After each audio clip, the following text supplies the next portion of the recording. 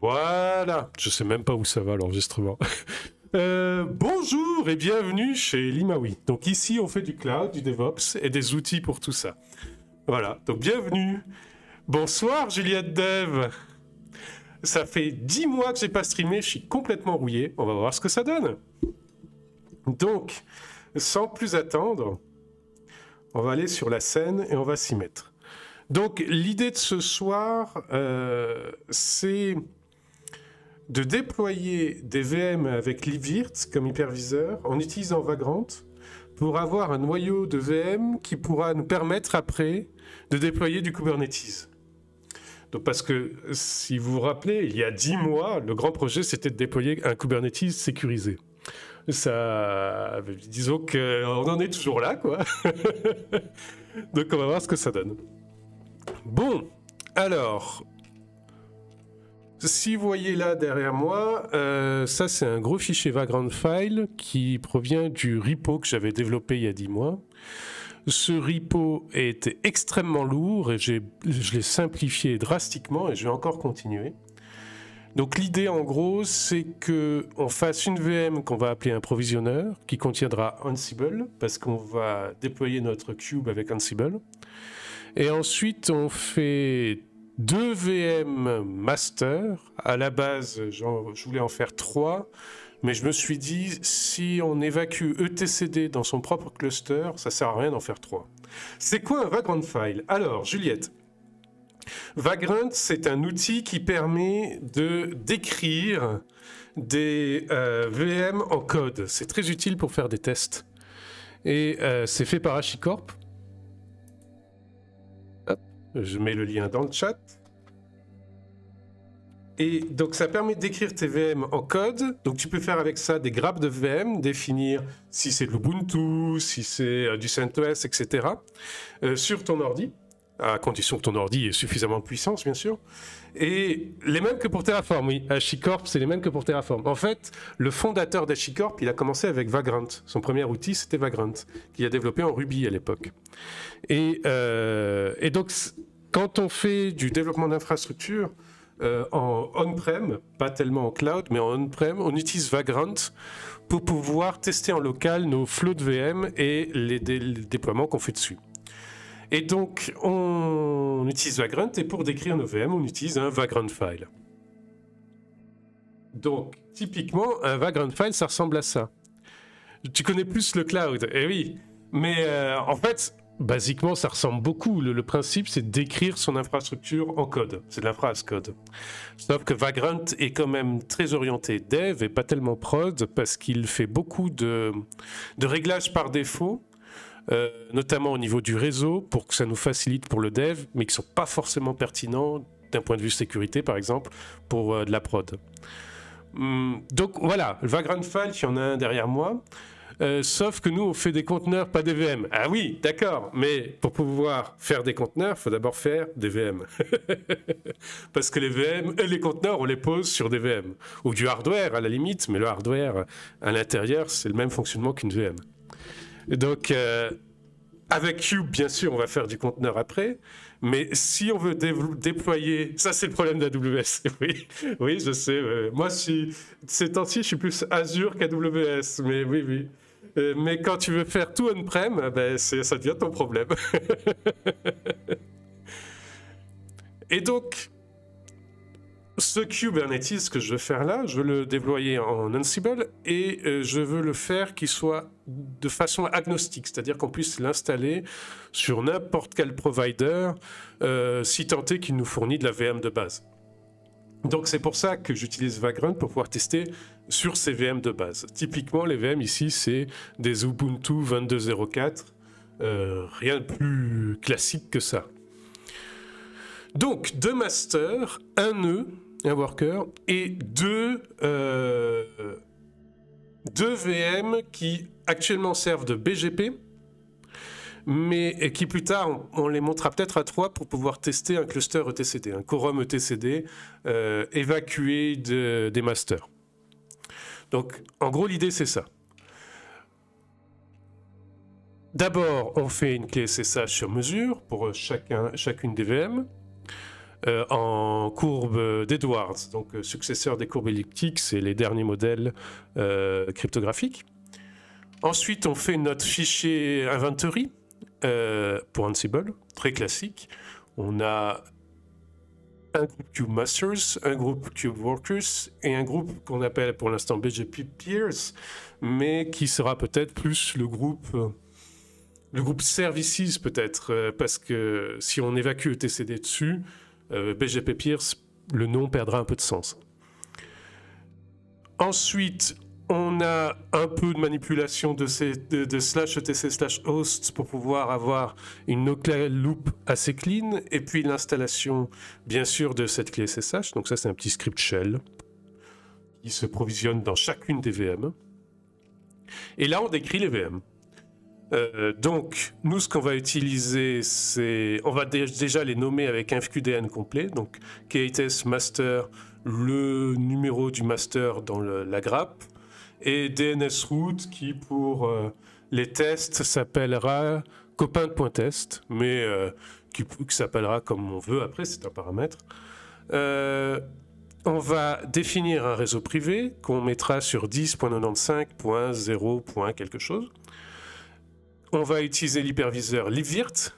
Alors Vagrant marche très bien avec VirtualBox. Vagrant a été conçu avec VirtualBox de base. Je vous rappelle, c'est un outil de test, de dev.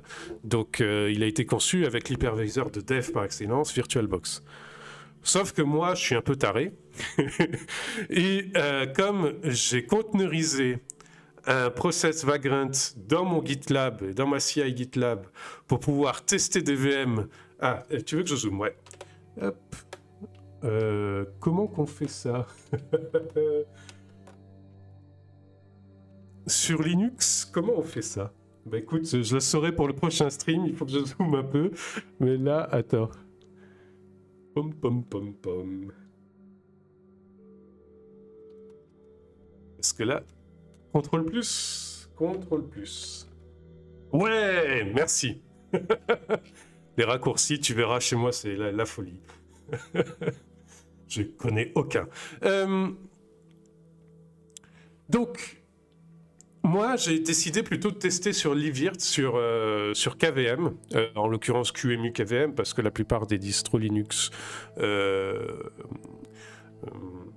proxies KVM à travers QEMU. Pourquoi? Parce que en fait, sur la prod, c'est ce qu'on va retrouver. On va pas retrouver VirtualBox, on va retrouver du KVM proxysé par QEMU. Si on pose ça sur du Cube, ça sera du CubeVirt, etc. Et donc, si on veut tester quelque chose qui dévie pas trop de ce qu'on attend de la prod, eh bien, il vaut mieux passer sur Libvirt directement, dès le départ.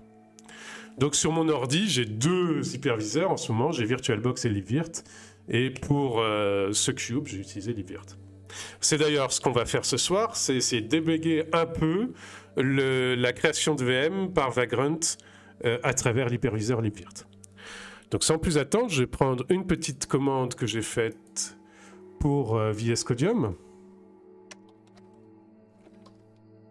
VS Codium qui est une réécriture de VS Code sans les parties propriétaires. C'est pas un fork. C'est une recompilation sans les bouts propriétaires.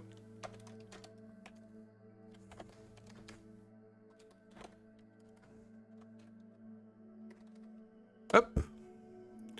Et on voit. Alors, j'ai dû faire quelques concessions. Par exemple, avec Libvirt, on peut lancer des flots de création en parallèle. Mais c'est pas stable. En tout cas, à travers Vagrant, c'est pas très stable. Donc j'ai enlevé la parallélisation, ce qui fait que ça prendra un poil plus de temps pour déployer les VM, vu qu'il va les faire les unes après les autres.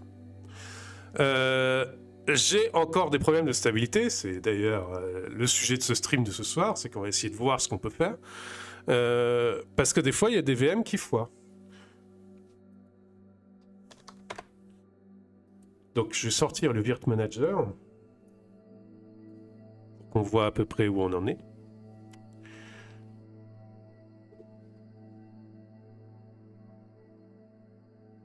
Donc, en gros, ce que vous allez voir derrière, c'est le déroulement d'un log Libvirt classique. Comme rien n'est parallélisé, tout est sérialisé l'un après l'autre. On a comme ça en plus tout le log qui s'affiche l'un après l'autre tranquillement. Donc vous voyez à travers le Virt Manager, l'installation, on a 2 masters, un worker, un BGP. On va normalement avoir un deuxième BGP si ça foire pas. On va voir si ça foire. Et un provisionneur. Le provisionneur va s'installer en dernier parce qu'il va déclencher tout de suite le playbook Ansible.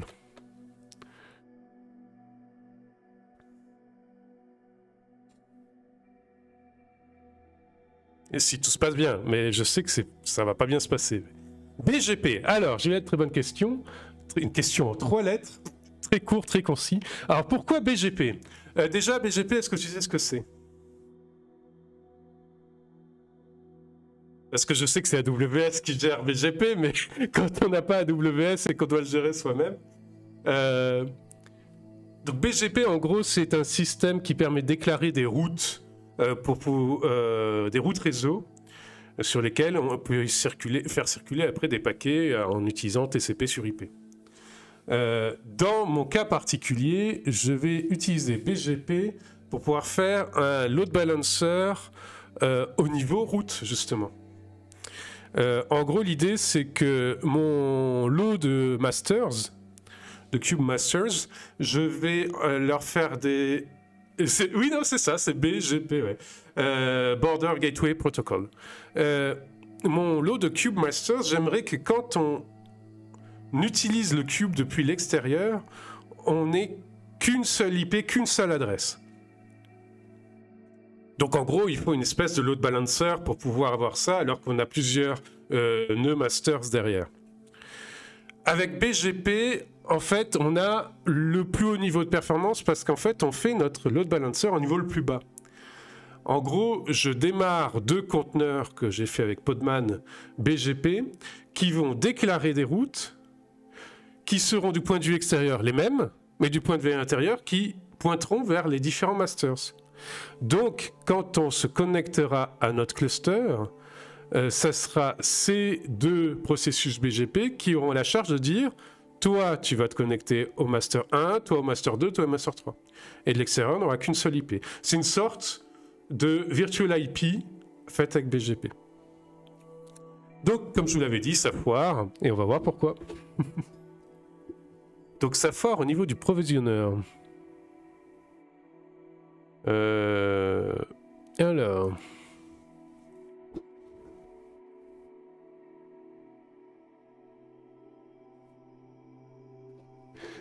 Mais je n'ai pas l'habitude de Podman non plus, mais Docker. Ah oui, alors, donc là en local, j'utilise Docker pour pouvoir lancer mon Vagrant. J'ai un Vagrant dockerisé. Mais en général, sur ma prod et sur mes déploiements, j'essaye d'utiliser Podman parce qu'il y a une sacrée différence qui me plaît énormément. C'est que Podman, on peut le tourner en rootless, sans route. Et il n'y a pas de daemon. Donc ça, c'est vraiment un avantage parce que ça permet de réduire considérablement l'accès à l'OS du processus conteneurisé. Mais à part ça, si tu t'y connais en Docker, la prise en main de Podman n'est pas très compliquée. Hein. C'est pas le même lot de fonctionnalités parce que par exemple, Podman, on a beaucoup moins de fonctionnalités de build. Mais par contre, on a plus de fonctionnalités de run. Avec Podman, par exemple, tu peux faire tourner un manifeste cube avec quelques restrictions, mais tu peux faire tourner un manifeste cube. Un exemple tout simple, je vais te donner un exemple directement. Voilà mon rôle Ansible pour gérer BGP. Et si tu regardes dans les templates, et lequel c'est? Je vais tous les passer, ça sera le dernier forcément. Voilà, effectivement c'est le dernier. Donc là tu vois c'est un manifeste cube, bon un peu templatisé pour Ansible, pour pouvoir le rendre un peu plus souple, mais tu vois un manifeste cube devant les yeux, et ça je le fais tourner avec Podman. Bon, l'inconvénient par rapport à Cube, c'est qu'avec Podman, on n'a pas de clustering, hein. C'est un conteneur par VM, ou par host. On peut pas déclencher une flotte de conteneurs sur plusieurs hosts avec Podman. Alors.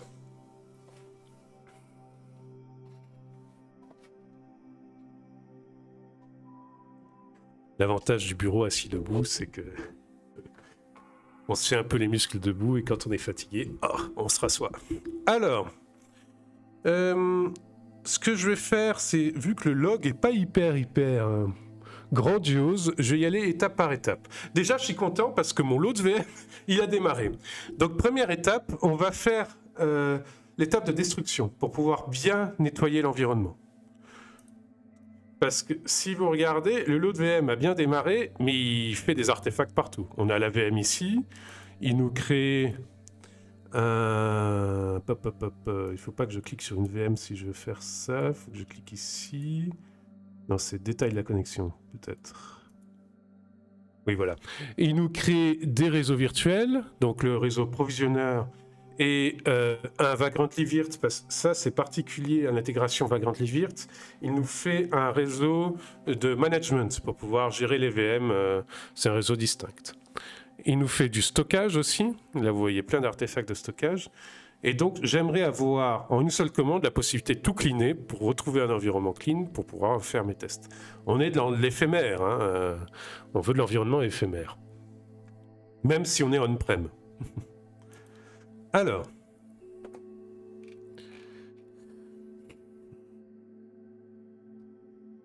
voilà. Donc ça, c'est la commande que j'utilise pour déclencher tout ça. Donc en gros, premier Docker que je déclenche, ça crée l'artefact Ansible, la collection Ansible que je vais utiliser pour installer mon cube. Et deuxième Docker, ça déclenche Vagrantly Virt, qui lui va déployer les VM. Donc, on va... Donc, ce qu'on va faire pour éviter les problèmes de contexte, vu que si je refais un Docker Run pour la destruction... Eh oui, je suis de retour, monsieur Soutien. Ça va et toi? Eh oui, 10 mois, 8 mois, 9 mois, je sais plus que depuis combien de temps j'ai pas streamé. Mais me voilà, je suis de retour. Donc, Docker Run, ça nous ouvre un contexte dans lequel on fait Vagrant. On run nos commandes Vagrant. Donc là, je fais un Vagrant up pour pouvoir démarrer les VM. Si je veux clean, il faut que je fasse un Vagrant destroy. Mais je ne peux pas redéclencher un Docker Run parce que ça va changer le contexte. Ça va utiliser un autre conteneur. Et donc, il y aura des conflits, c'est-à-dire que l'autre conteneur n'arrivera pas à gripper correctement les VM. Donc, il faut que je fasse un Docker exec dans le même conteneur. Mais j'aimerais généraliser assez vite, en fait. Donc, il faut que je réfléchisse un peu.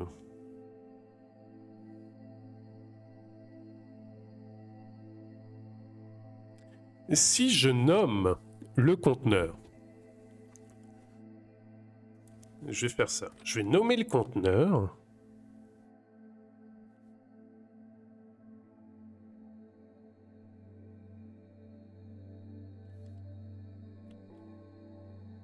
Il le remove. Attends, il y a un remove là. Ça veut dire qu'il le remove après usage. On va faire un petit Docker PS pour voir ce que ça donne. Eh oui, non, il remove pas. Si ça fail, il remove pas.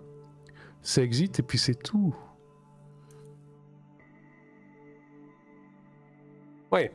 Alors. Le RM, là, il est inactif, vu qu'on a toutes les chances que ça fail, vu qu'on est en dev, donc il sert à rien. Donc ce qu'on va faire, c'est un local vagrant up ici.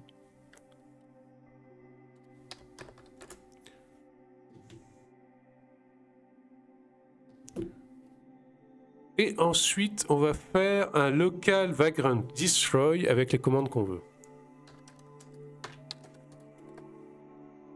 Ah, taper à côté, c'est pas... Hop. Local Vagrant destroy. C'est juste des helpers. D'ailleurs, il faudrait peut-être que je déplace dans leur propre répertoire, histoire de garder l'ensemble un poil clean. Hop. Ça va pour ma part, j'ai commencé à utiliser les GitHub Hooks et Actions. J'essaye de voir pour un changelog automatique comme tu avais montré une fois. Oui, alors moi j'utilise toujours Renovate intensément hein, pour les changelogs. C'est vraiment pas mal. Faudrait que tu regardes un peu la doc Renovate pour ça. Hop. Renovate. Changelog. Pom. Attends. Non, c'est pas Renovate, pardon, c'est Semantic Release. C'est l'autre. Voilà, c'est celui-là.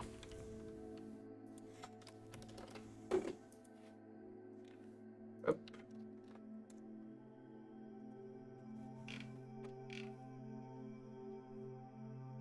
Il marche toujours aussi bien, hein, Semantic Release. Bon, après, le changelog qui nous crée, mais ça, c'est un problème côté outil de changelog, il faut l'exclure d'un linter markdown, si tu mets linter markdown, parce que il n'est pas linté, il a des erreurs. De rien. Alors, ce qu'on va faire, c'est... Déjà, on va vider ça pour le destroy. Pour le run, on va nommer notre conteneur. Hop. Oh, j'arrête pas de taper à côté. Cube provisionneur, on va appeler ça.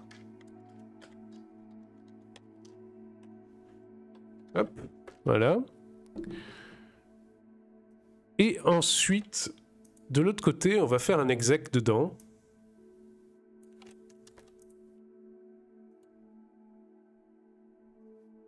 Docker exec. Hop. Et dedans, on va pouvoir faire nos commandes. Alors, je ne me rappelle plus tout à fait la syntaxe d'exec. On va retourner sur la doc.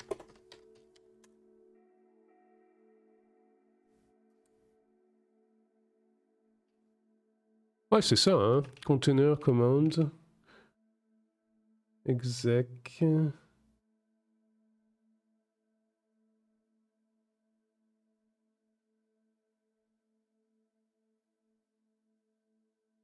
Oui, ça me semble bon. Peut-être un docker start, parce que si il... Ah, ça c'est une question. S'il fail, le conteneur, il va stop. Du coup, on peut pas exec dedans.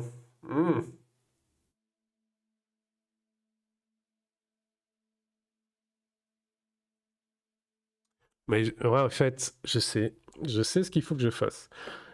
Ici, au lieu de mettre des vagrants quelque chose, je vais lui mettre un sleep. On va lui mettre 2 heures de sleep. 3600 x 2, aidez-moi. 7200, voilà. Et vous savez, on voit qu'on est le soir. Hein. Alors, hop, on a ça. Donc là, on a un environnement qui run à vide, ce qu'on veut. Et ensuite, on va pouvoir taper nos commandes. Et on va peut-être même généraliser un peu plus en faisant en sorte que si... Bon, on verra après la généralisation. On va déjà commencer avec ça. Hop. Pop, pop, pop, pop, pop, pop.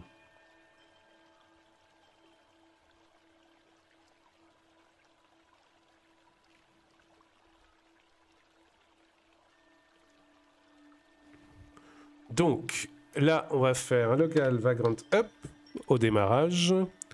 Et ici, on va faire un local vagrant. Et on va l'appeler simplement vagrant parce que c'est généralisable. Donc, on va le laisser comme ça. Hop. Voilà. Parfait.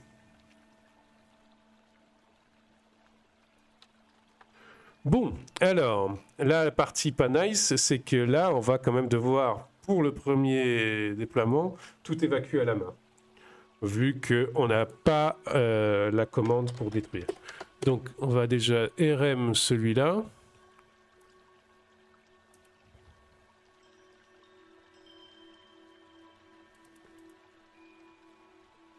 Voilà. Et on va clean tout ça. Hop, hop, hop, hop, hop, hop.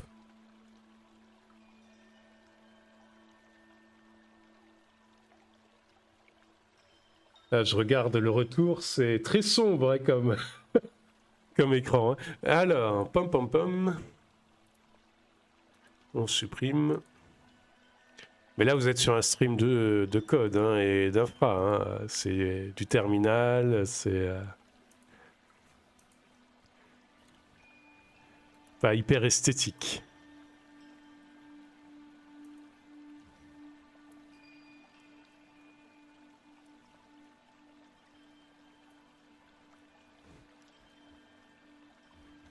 Voilà. Ensuite, on va... Oh, ah non, c'est bon. Hop, c'est toujours là. Donc, on va clean les stores. Voilà. Hop. Et on va clean les réseaux. D'abord, on les éteint. Ça tombe bien, on recherche la beauté dans le fonctionnel. Mais je suis d'accord avec toi. Je suis d'accord avec toi. C'est... Moi, un code, je peux trouver ça très beau. Hein.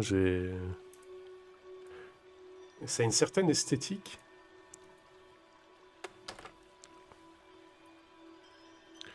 Allez.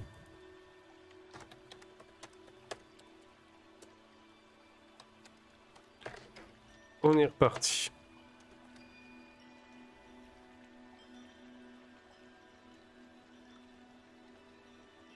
Donc bienvenue à ceux qui arrivent subrepticement. Donc ici, vous êtes sur la chaîne de Limaoui, on fait du DevOps, on fait un peu de cloud.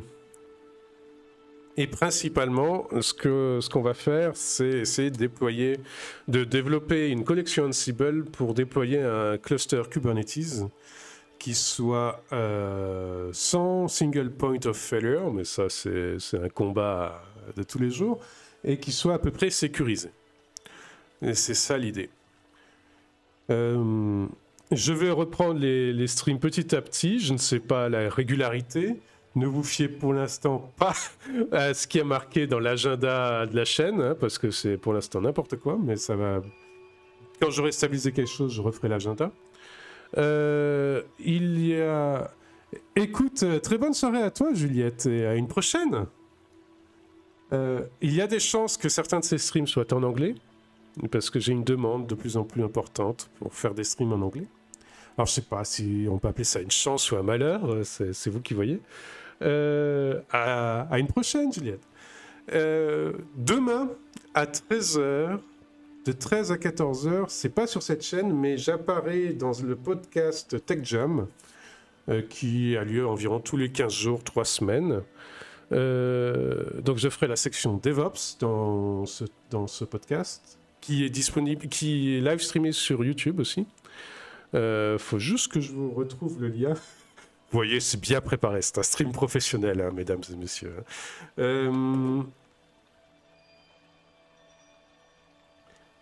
Faut déjà que je paume pas dans mes écrans. Voilà. YouTube. Tech Jam.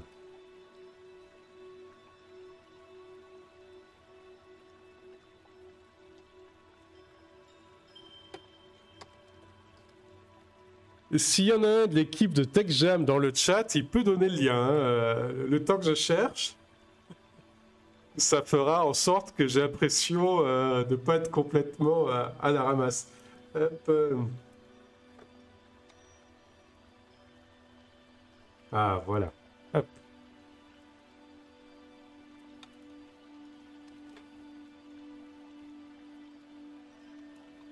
Voilà. J'ai dit voilà. Ah, voilà. Donc voilà le lien vers le Tech Jam qui a lieu tous les 15 jours, 3 semaines environ, suivant les disponibilités.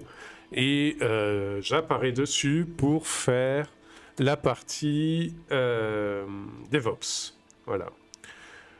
Pourquoi ça ne veut pas démarrer? Ah, mais oui, mais suis-je bête? Mais suis-je bête? Mais bien sûr que ça peut pas démarrer. Je l'ai mis en front avec 1 heure de sleep. C'est sûr que ça peut pas démarrer. Et je le détache. Je vais le détacher. Hop. Très bien, très bien. Là, c'est beau. Et ça ne veut pas stop là. Alors, on va stop à l'arrache.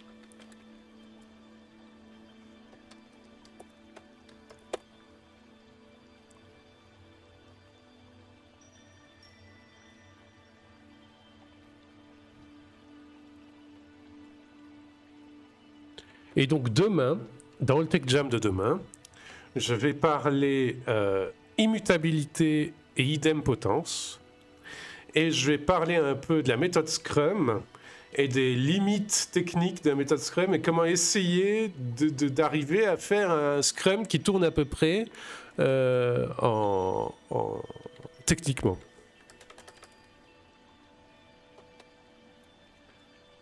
Voilà.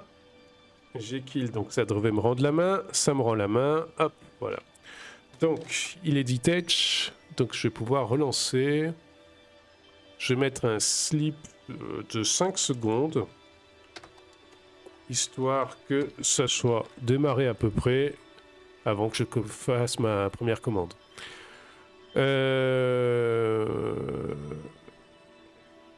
Exec, le workdir, il est là. Donc, normalement, ça doit être bon. Alors.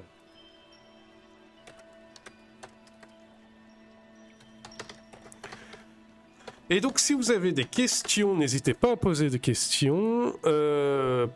Pour les streams en anglais, je ne sais pas quand est-ce que ça se fera. And if you have questions, don't hesitate to ask. And for the stream in English, I don't know when I will start them. I know that some of you want that, but I don't know when. Und für Stream auf Deutsch, es ist nicht bereits.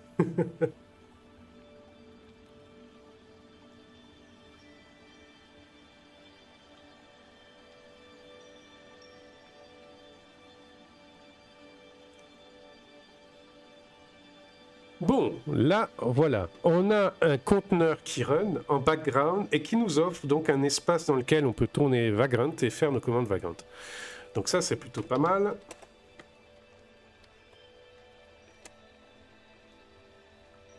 Vous voyez, up 52 secondes et dans lequel, tranquillou, ça déploie.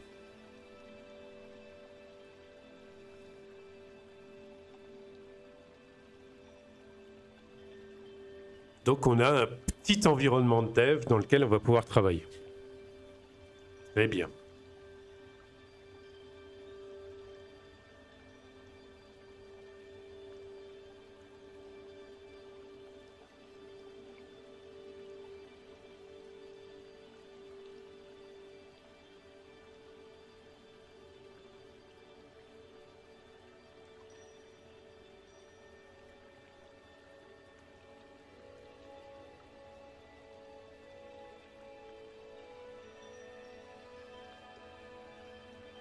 En tout cas, je suis plutôt content parce que le déploiement des VM se passe assez vite, je trouve.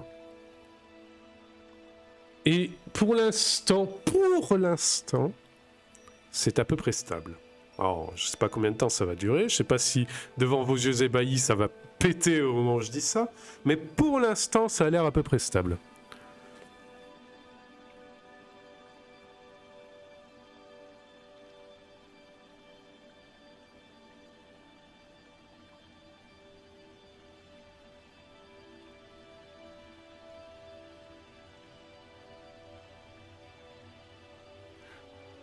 C'est beau, oui. Ah, moi, ça me fait pleurer aussi, Monsieur Soutien. C'est tellement beau.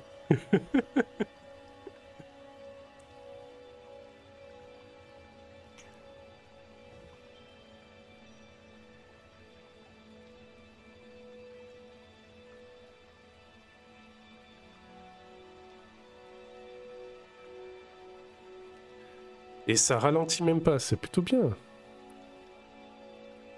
Alors que pour l'instant, j'ai pas mis mon OBS sur mon GPU, je l'ai laissé sur le CPU.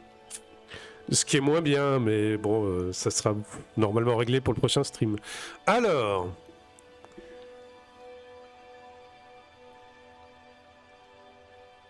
SSH authentication failed. This is typically caused by the public-private key pair for the SSH user not being properly set on the guest VM.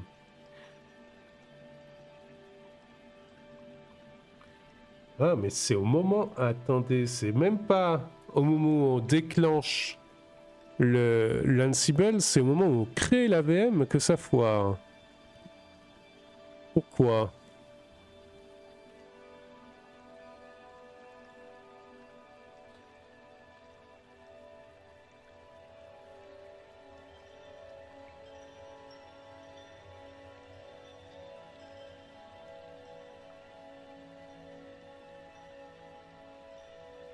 C'est quoi la différence avec les autres?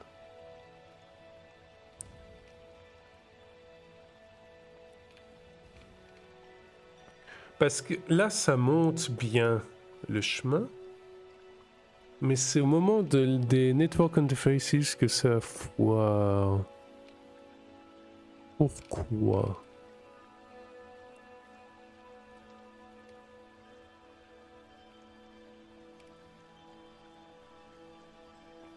Bon, là, on est dans le moment d'introspection du stream, où il y a une erreur que je comprends pas et je vais chercher. Mais si vous êtes dans le milieu, vous connaissez cette phase.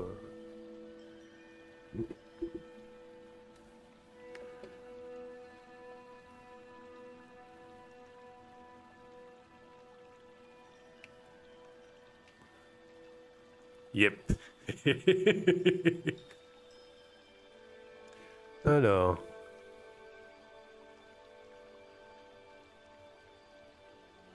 En fait, la clé est insérée. Donc normalement, le SSH Authentication, il est fait. Là, la clé est faite. Donc, qu'est-ce qui... Alors, après le Earthing Folder, on a la machine booted and ready. Normalement, on n'a pas besoin de faire autre chose. Setting hostname.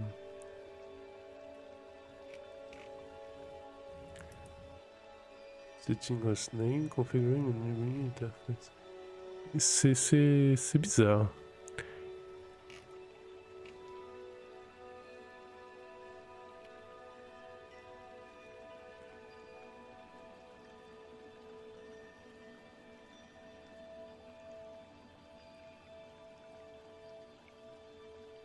Et c'est un des deux provisionneurs qui foire. Alors, ce qu'on va faire, c'est qu'on va les commenter. Oui, c'est tout en repo privé pour le moment. Je suis désolé, monsieur Julien. Peut-être qu'un jour, je mettrai en public, mais pour l'instant, c'est privé. Ouais. Désolé. Il y a plusieurs raisons à ça. Déjà, j'ai pas arrêté ma politique de licence. Et ensuite, je veux pas mettre en public quelque chose qui n'est pas fini. Parce que je sais qu'il y a plein de gens qui commenceront à l'utiliser, même si c'est pas fini. Et donc j'aurai au choix des gens qui pèteront leur infra et qui me le reprocheront, ou des gens qui auront plein de bugs et qui me le reprocheront. Bon, en tout cas, on me le reprochera. Donc je veux pas publier quelque chose qui n'est pas fini. Tu comprends, ouais.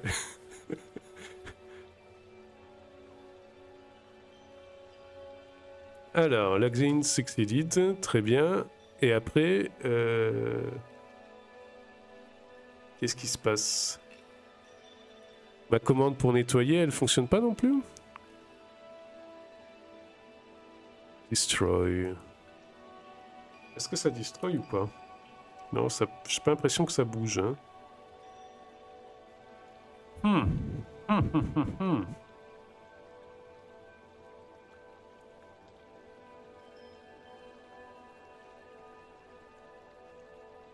Est-ce que là, il est toujours actif, le conteneur?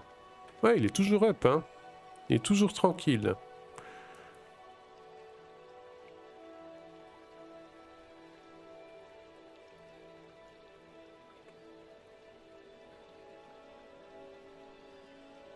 Et pourtant, il se passe rien. C'est magique, c'est magnifique.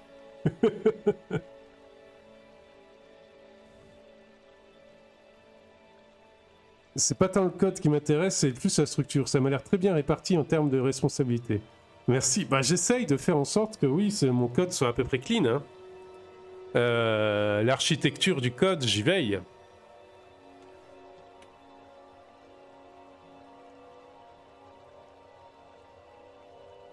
En fait, si tu veux, le sous-jacent en termes de concept, c'est le modèle C4 pour ça. Alors...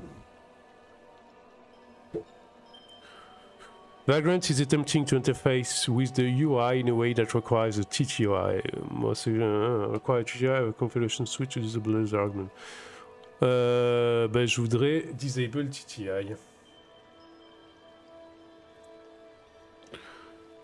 C4 Picasso? Ouais, c'est ça, ouais.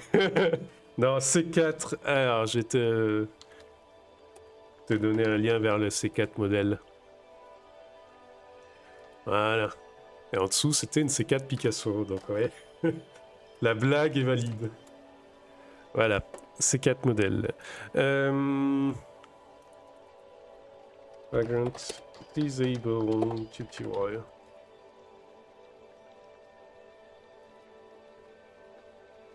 Alors je me rappelle effectivement que j'avais dû le disable dans un autre projet. Il faut juste que je retrouve comment on fait. Est-ce que au run, il n'est pas disable par hasard?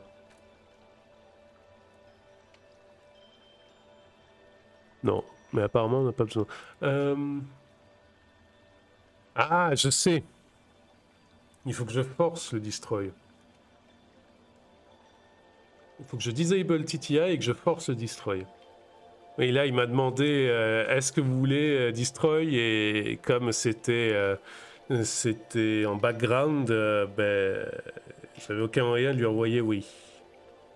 Donc, on va faire un force.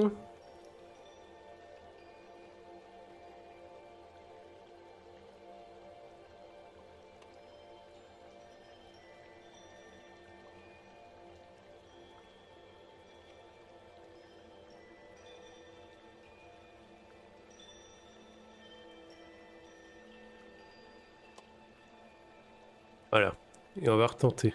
Et de rien.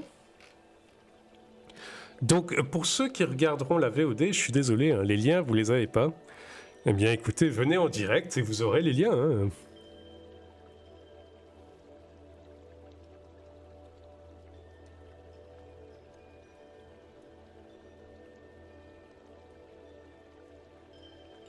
Et abonnez-vous, vous aurez encore plus de liens. Non, je rigole.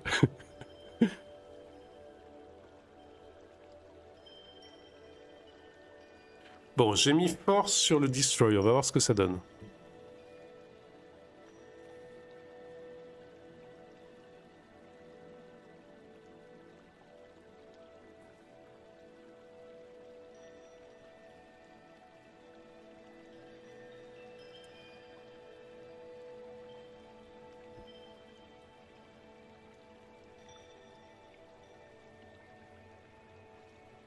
Et salut MC Fort, ça fait longtemps.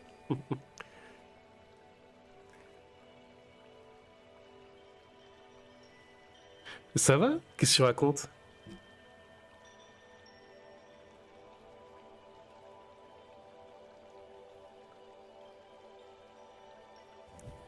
Toujours product owner sur des projets où il y a 50 product owners et un développeur?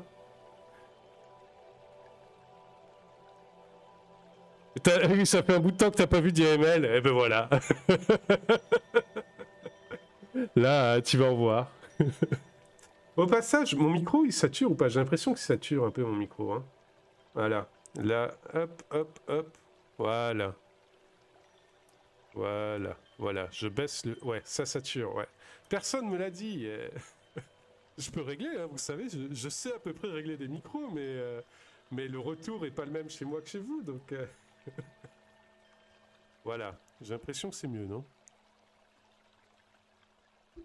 J'ai l'impression. Bon, et ben voilà. Hop. Est-ce que ça a cleané tout? Oui. Est-ce que ça a cleané les réseaux? Oui. Et le stockage? Non. Mais est-ce que c'est pertinent? On va voir si s'il y a besoin de cleaner le stockage ou pas. Normalement, c'est des QCO, c'est pas actif. Il n'y aurait pas besoin, mais on va voir. On va voir. Du coup, vous m'entendez maintenant, vu que j'ai baissé le micro?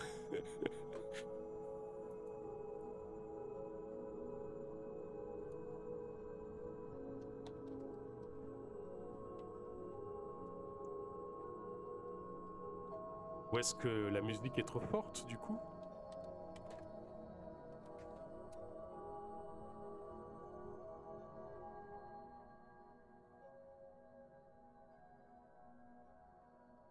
Ah, mais bien sûr!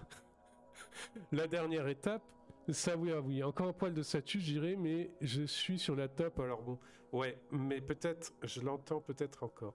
Tu sais quoi, c'est mon vieux micro qui a quelques années maintenant, et peut-être qu'il serait temps d'en changer aussi, faudra que je regarde ça.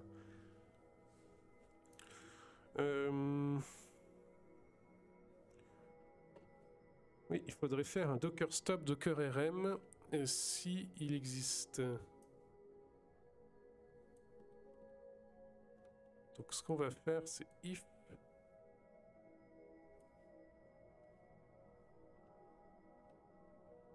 J'ai pas envie de faire trop de logique non plus dans du shell, dans du bash.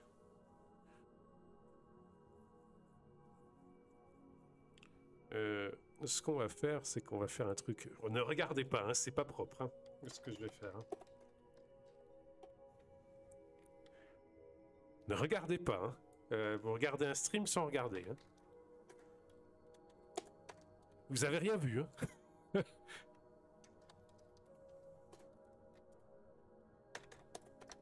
Mais bon, c'est une commande de dev, c'est pas une commande de prod, c'est juste...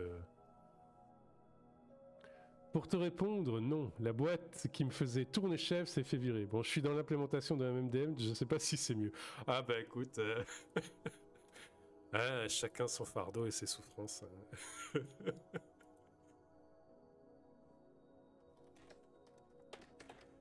Hop.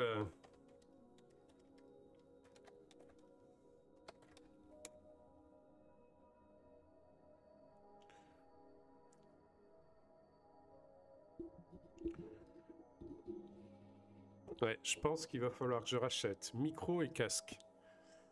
Parce qu'en casque, j'entends plus grand chose aussi. C'est le même casque hein, qu'il y a quelques années. Faudrait que je rachète un peu.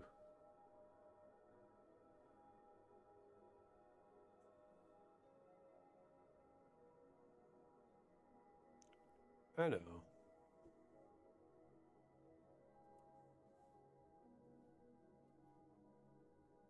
Donc MC Fort pour te dire demain Tech Jam à 13h où je vais parler d'immutabilité idempotence et de comment réussir, tiens ça va te parler toi en plus, de comment réussir à peu près à faire un projet techniquement en utilisant Scrum. Donc en gros les limites de Scrum, pourquoi c'est mal utilisé, comment essayer d'orienter techniquement le projet pour que ça puisse à peu près marcher avec Scrum. Donc ça, je sais que ça te parle. Et donc de 13h à 14h demain, Tech Jam. Si Seb, qui est peut-être dans le chat, réussit à démarrer, à démarrer le stream à temps.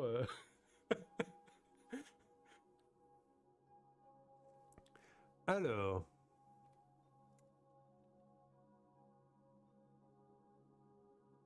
Ah, ça, je sais, en n'ayant aucune idée de ce qu'on va faire, ni de ce qu'on attend, au moins on est toujours dans les clous. Ah ouais, c'est ça. C'est à peu près ça.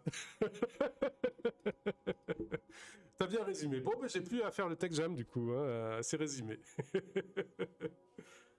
Non. Ah, attendez, je refixe mon micro. Qui est en train de se faire la malle. Je pose mon micro sur le bureau parce que la connexion est en train de se faire la malle.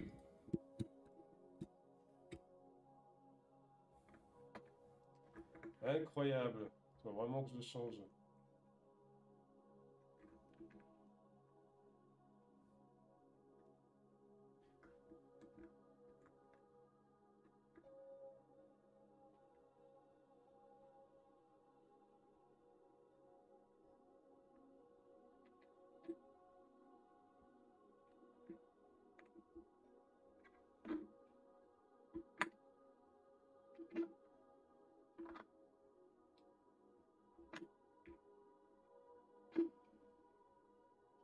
grand moment de stream. Hein.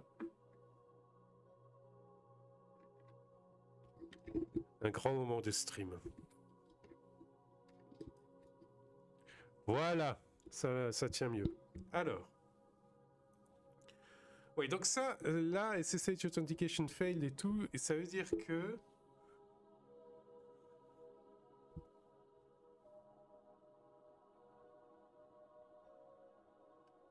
En fait, ce qui me dérange... Avec explication des trucs qui servent à rien comme le poker planning. Ah oui, non, mais celui-là, de toute façon, le poker planning, je l'exclus maintenant. Ouais. Ah, mais si vous regardez dans ma chaîne Twitch, je crois qu'il y a une vidéo où je parle du poker planning. Hein. J'avais une perruque encore et tout, mais... et où c'était il y a 4 ou 5 ans, et où j'émettais déjà des doutes sur l'utilité de ce truc. Alors, on a du SSH... qui foire. Moi, ce qui m'ennuie, c'est... Mais je sais, c'est peut-être que je n'ai pas l'esprit clair. Mais ce qui m'ennuie, c'est qu'il essaye de se connecter. À chaque fois, c'est la même adresse IP pour chaque VM. Ce qui est chelou, quand même. Comme s'il y avait un souci dans le network management. Donc, on va reclean, voir si ça clean correctement.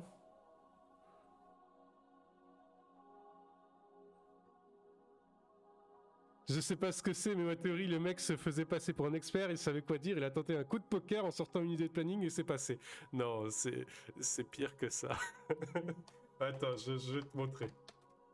Je vais te montrer ce que c'est. Je clean et je te montre ce que c'est.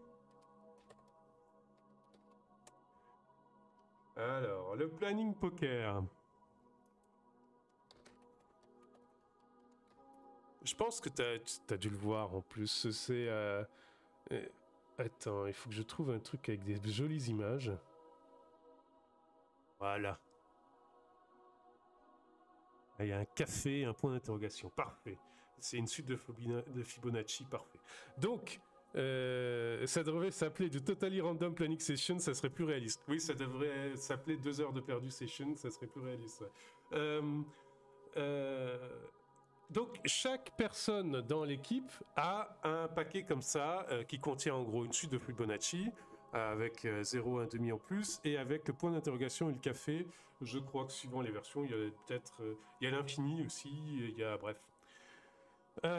Chacun donc a son paquet à lui.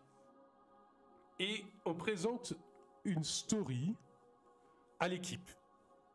Et chacun de l'équipe doit, de son côté, sans montrer aux autres, estimer la complexité de la story. Alors déjà, premier problème, c'est que très souvent, les gens confondent temps et complexité, et donc très vite, ça dérive sur la complexité, c'est du temps. Mais bon, donc on estime la complexité de la story, chacun de son côté. Et ensuite, une fois que tout le monde a trouvé la carte qu'il lui fallait, sans la montrer aux autres, tous ensemble, on met la carte au milieu. Et on regarde les valeurs sur les cartes, et ceux qui ont les valeurs les plus éloignées de la moyenne expliquent pourquoi. Et une fois qu'ils ont expliqué, et si tout le monde est à peu près satisfait, c'est la valeur de complexité qu'on met à la story. Et après, le chef de projet prend le plus petit et divise par 2 pour donner l'estimation. Voilà. C'est une technique aussi, oui. mais bon, tu vois le truc complètement irréaliste, quoi. Tu perds un temps fou. En plus, en général, les équipes sont souvent hétérogènes. Donc, t'as pas les mêmes compétences suivant les gens. Donc, les stories qui te sont présentées, il y en a que 2 dans l'équipe qui savent peut-être à peu près les estimer. Souvent, les stories elles sont mal taillées en plus, donc pour les estimer, c'est impossible. Et les autres, ils doivent quand même sortir leurs cartes. Et le chef d'équipe, bien sûr, le chef de projet, lui, va prendre la plus petite. Hein. Donc voilà, le planning poker. Un pur bonheur. Alors, revenons-en à nos moutons. J'ai clean ça. Alors, je vais tester un truc. Je vais tester que ce stockage-là fout pas en l'air les SSH. Donc je vais relancer, et s'il y a une erreur SSH, je vais tout cleaner, je vais vider les stockages, relancer et voir si on a toujours une erreur SSH. Mais j'ai un doute, parce qu'il y a un truc que je percute pas, c'est pourquoi ça utilise la même IP sur le network de gestion, le management network. Ça devrait pas, ça devrait être une IP par VM. Et donc le truc fou, c'est que je sais pas comment ça se passe pour les autres pour que ça arrive à mettre la clé SSH correctement alors que ça utilise la même IP. Ça devrait foirer à la deuxième. Et on a eu des déploiements où ça allait jusqu'au bout. Bref.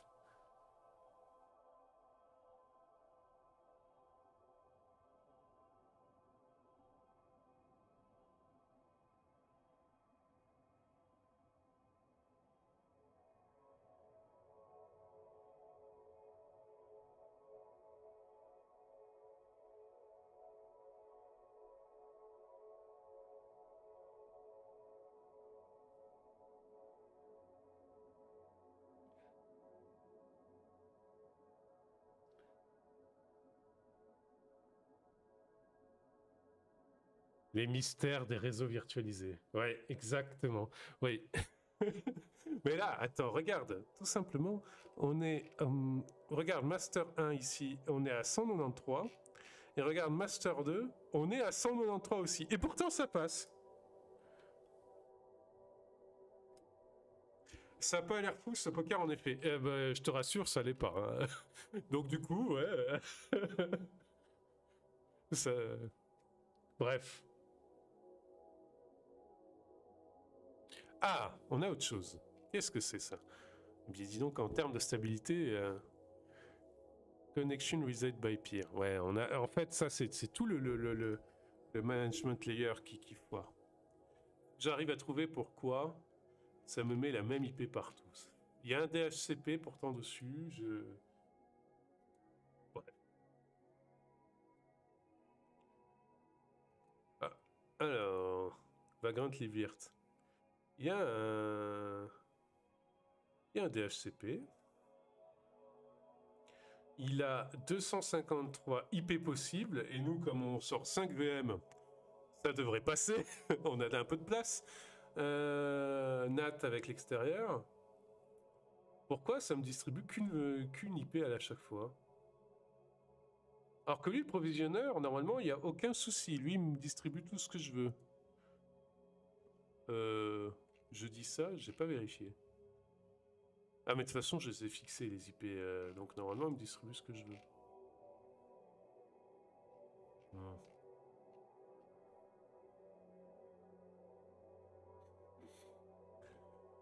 On va clean. On va tout clean.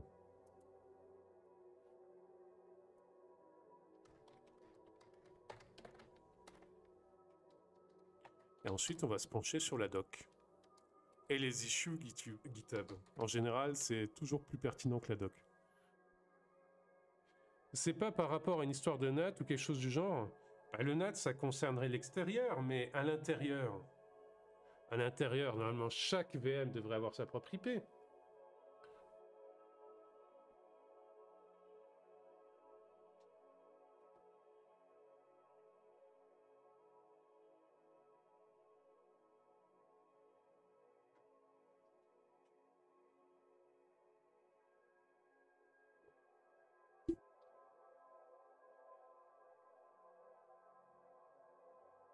On va regarder la doc. Vagrant, Livirt, Network, Management,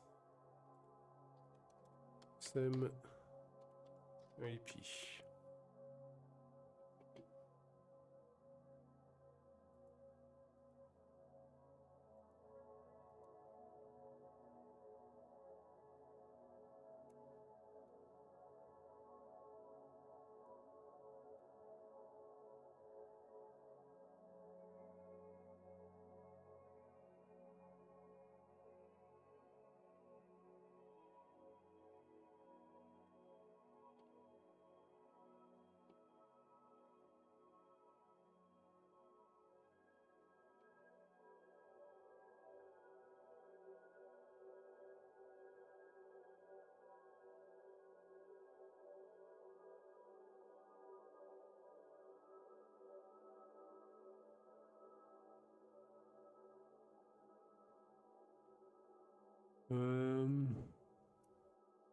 Déjà, on va changer le nom du management network et lui mettre un nom qui pète un peu.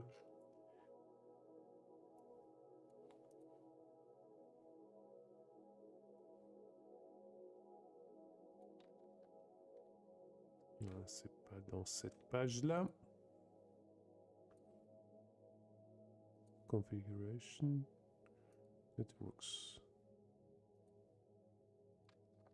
Voilà.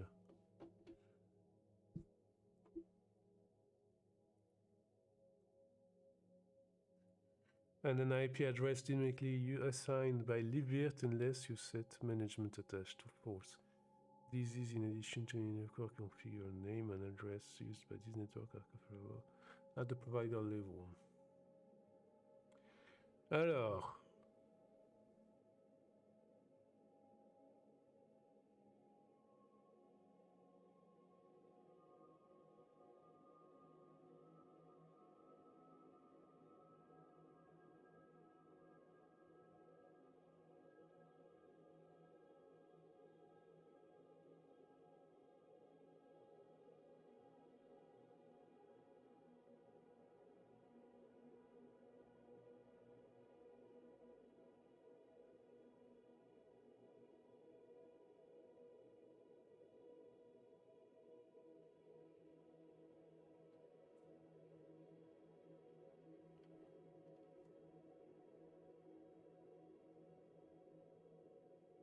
Désolé, hein, c'est pas très stream friendly, mais je lis la doc.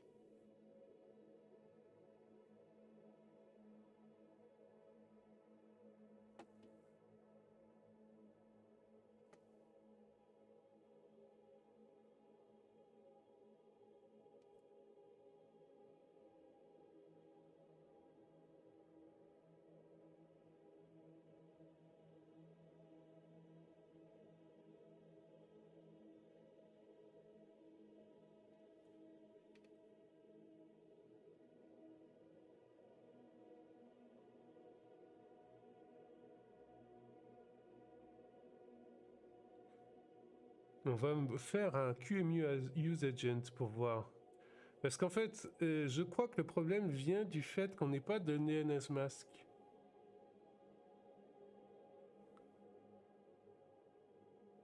Ah, ou alors on installe tout simplement un DNS mask. Je vais vérifier s'il y a un DNS mask. Là, moi je suis sur Linux Mint, c'est quoi le nom du paquet qui contient DNS mask? C'est DNS mask ou c'est un autre nom?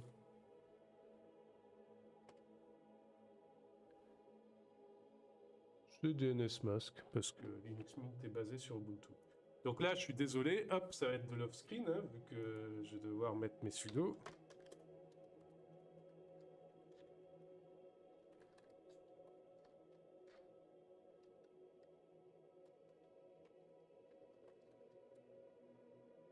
Ah, effectivement, il n'y avait pas DNS mask. Ce qui expliquerait peut-être le souci, effectivement. Bon, alors, du coup, on va recommencer. Hop. Et voir ce que ça donne.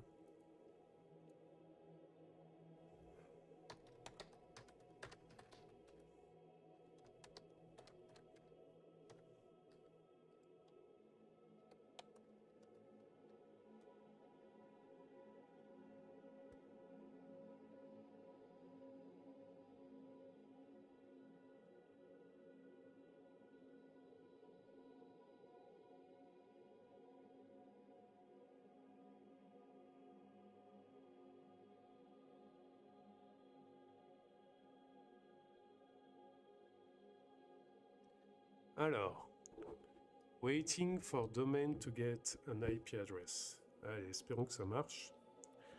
Et que ça foire pas lamentablement. Donc 201. On retient 201. La suivante, ça va être quoi?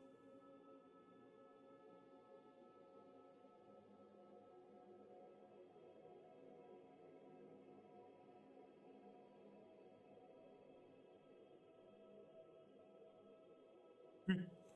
201 aussi, donc c'est pas ça.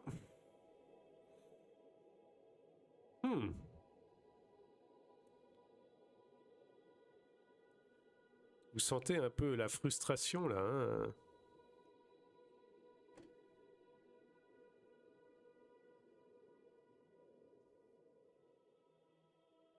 Alors, lib, libvirt, DNS mask directory. Oui. Et normalement, le var lib, libvirt, il est monté dans le conteneur.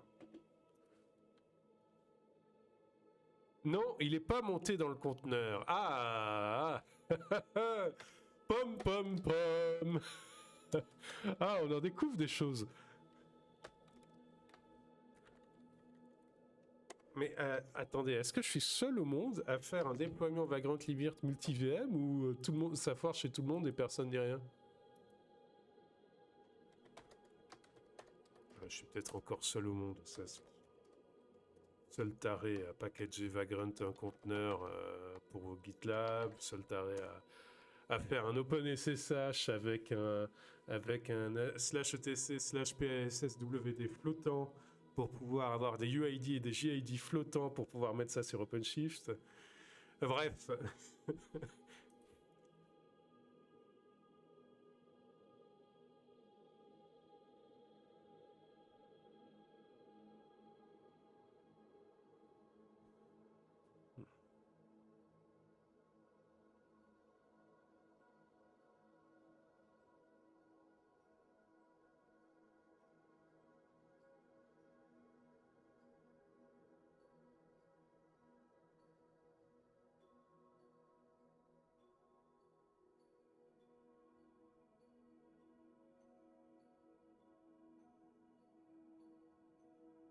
Alors, c'est clean. On va retenter.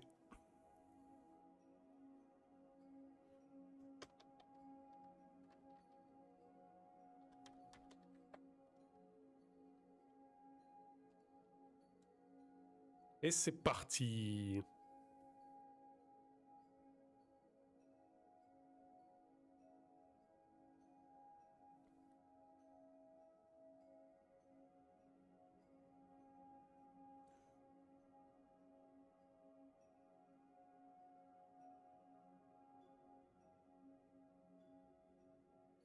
Alors, dis-moi que tu trouves quelque chose. Dis-moi que tu trouves quelque chose. Dis-moi que tu trouves quelque chose. Alors, 234. La suivante, ça va être quoi?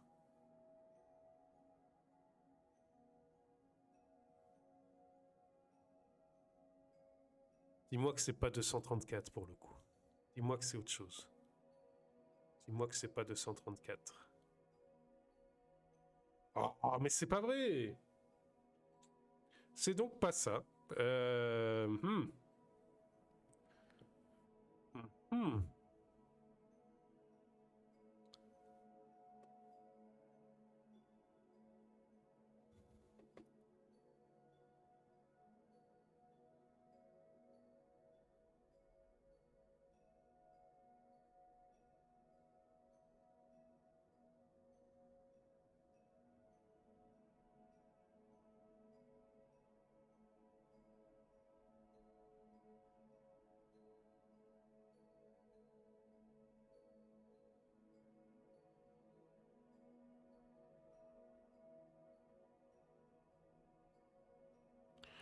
Attendez, on va regarder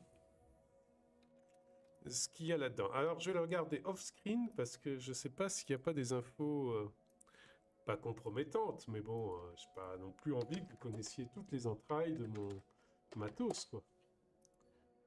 Alors, qu'est-ce qu'il y a là-dedans?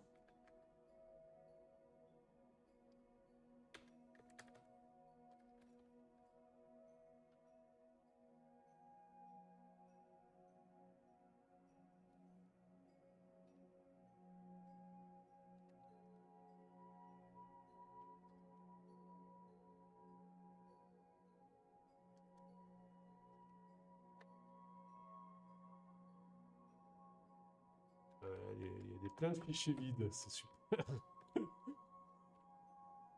C'est super. Aïe, aïe, aïe, aïe, aïe.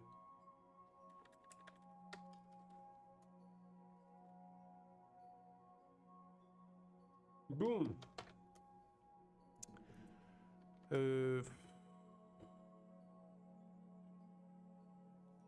On va clean. On va tout clean bien à fond. On va voir ce que ça donne. Peut-être qu'il y a un vieux artefact coincé dans un coin qui nous bousille tout.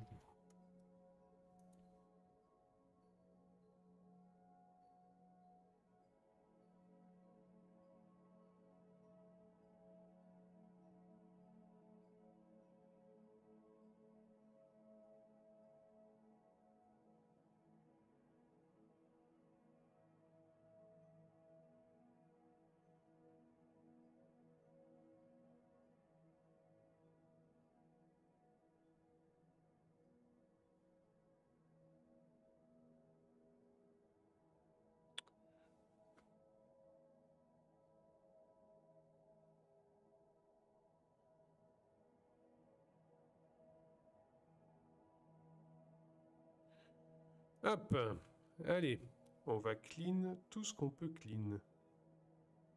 Ah, hop. Le retour modérateur, il cause. On va éviter qu'il cause. Hop, ça on clean. Oui, voilà. Là. Et ça on clean. Voilà. Et on relance.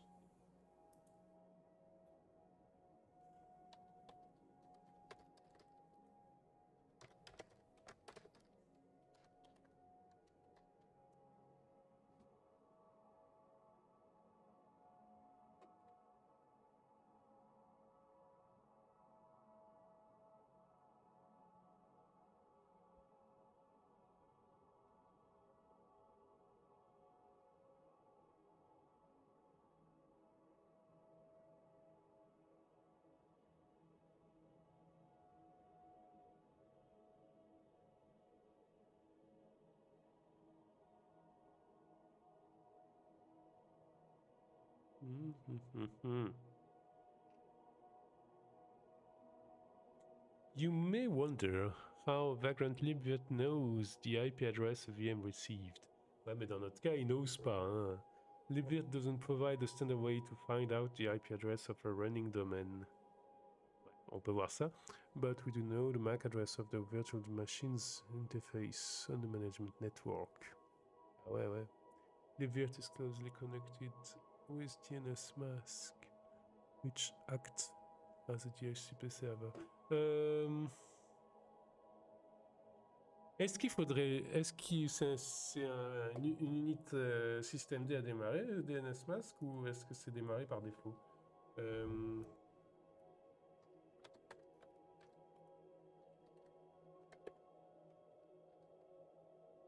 voyez, comme je suis rusty, j'ai tout oublié. Ah, elle est active. Bon, c'est bon. Ouais, c'est actif.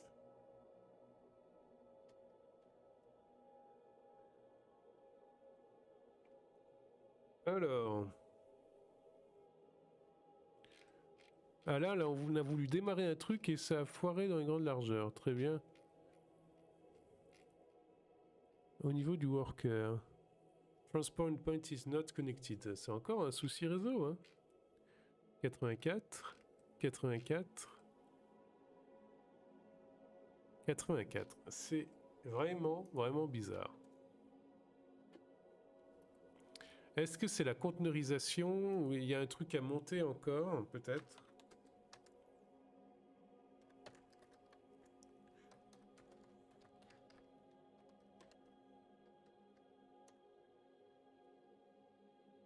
Salut Alexis. Ça va?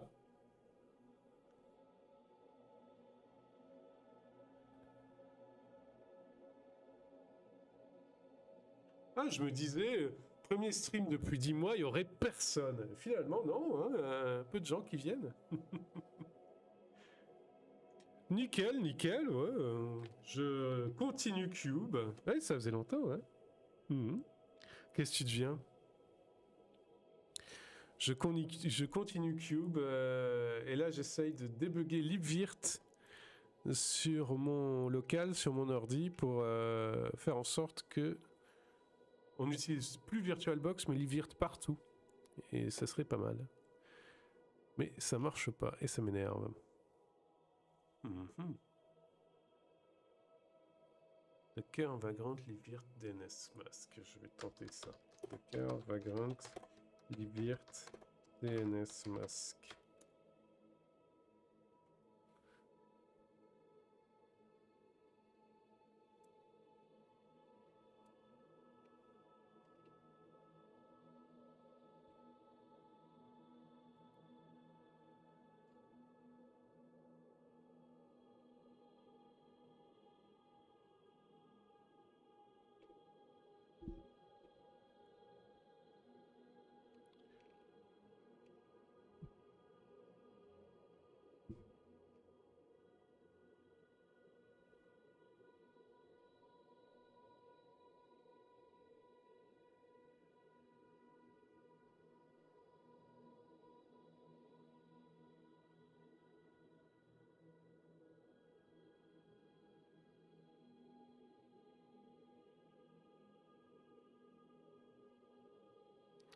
Un grand moment de stream encore.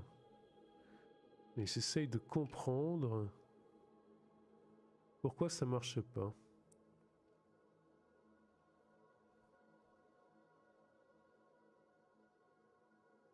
Ah, peut-être qu'il faudrait que je redémarre LibVirt pour qu'il prenne en compte DNS Mask, peut-être.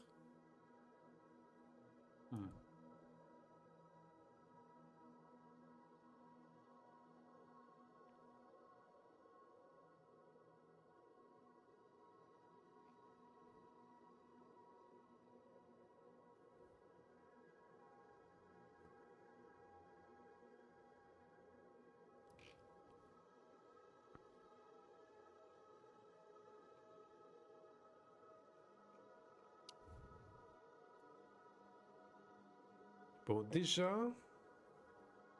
on va revenir sur la doc, mais s'ils mettent pas le point de montage de DNS Mask, je vais l'enlever. Premier point. Et visiblement, ils le mettent pas. Ils mettent juste le run LiveVirt, mais ils mettent pas le point de montage DNS Mask. Ensuite, ce que je vais faire, c'est que je vais redémarrer LiveVirt en me disant que peut-être, LiveVirt prendra en compte DNS Mask après coup. Hop. Voilà. On va vider ça.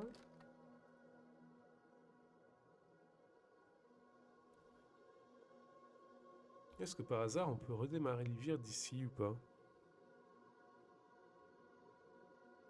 Bon, ça, on va jeter.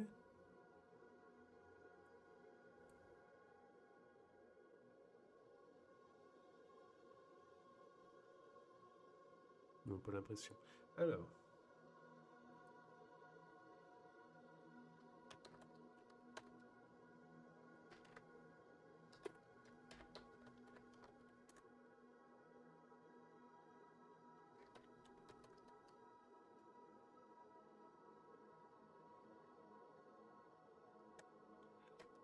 Et on redémarre.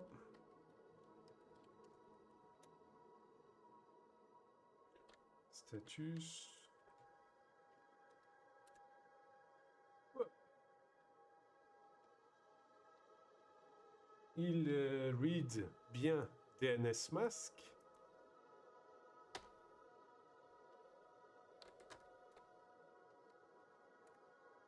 Donc on va pouvoir retenter. On va voir ce que ça donne. Hop.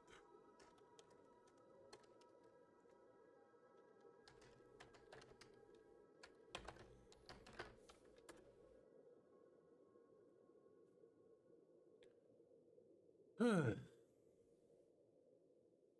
La vie.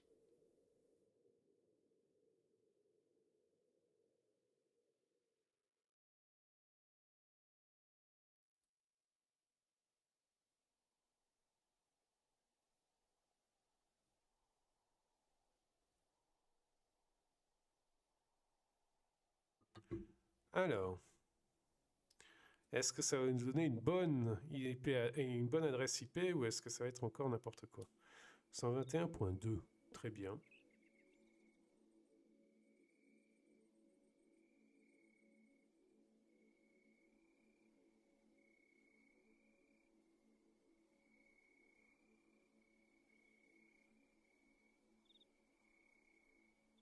Non. Ah!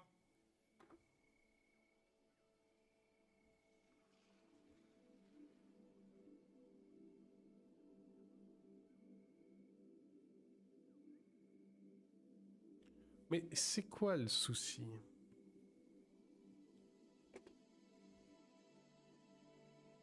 Et ce qui est fou, c'est que ça arrive à insérer une clé, mais c'est normal qu'après ça foire parce que... Non, attends.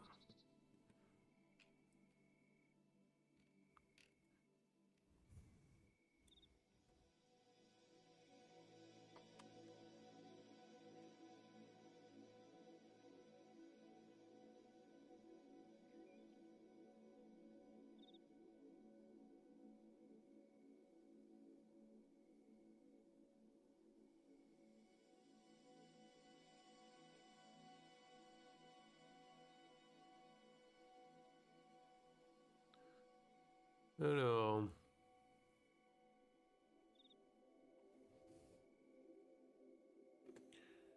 Alors, on va regarder ce que nous dit le log de libvirt.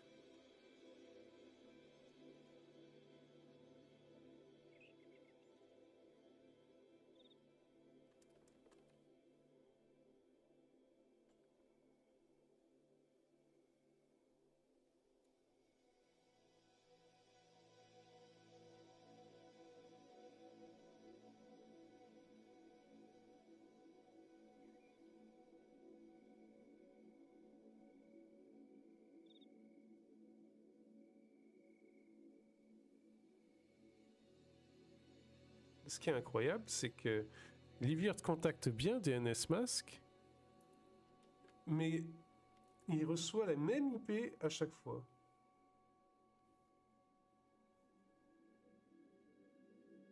Alors que la MAC adresse est différente.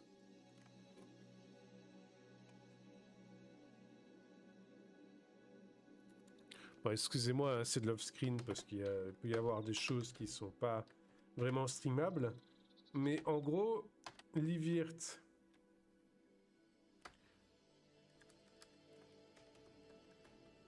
dans son infinie bonté, demande à DNSMask... Et voilà, et ça fait des trucs comme ça, des problèmes de connexion, forcément. Hmm.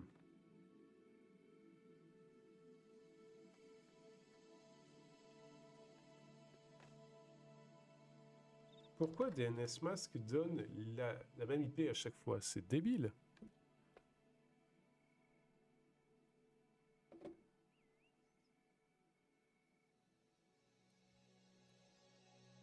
Attendez, c'est quoi ça? Pourquoi je vois aucune VM en plus? Ah, comme j'ai redémarré le truc, il s'est pas rebranché. Alors, voilà. J'avais redémarré l'Ivirt et Virt Manager s'était pas reconnecté. Voilà, on redémarre Virt Manager et ça va mieux.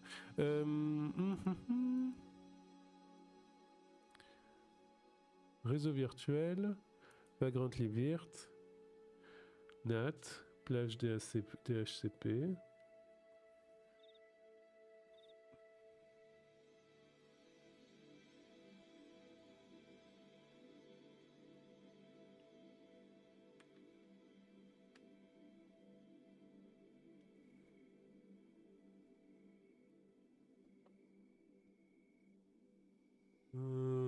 Waiting for the end to get IP.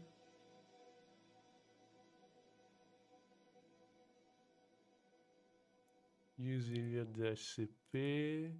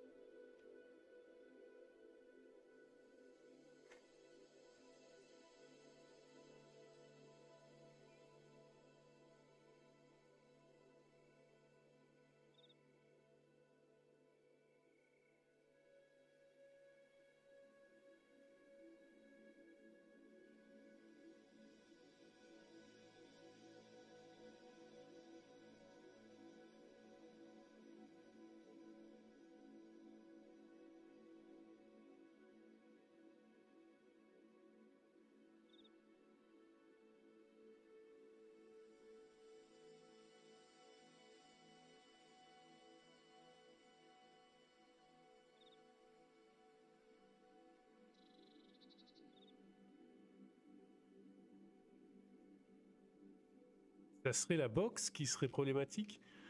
Ouais, c'est possible.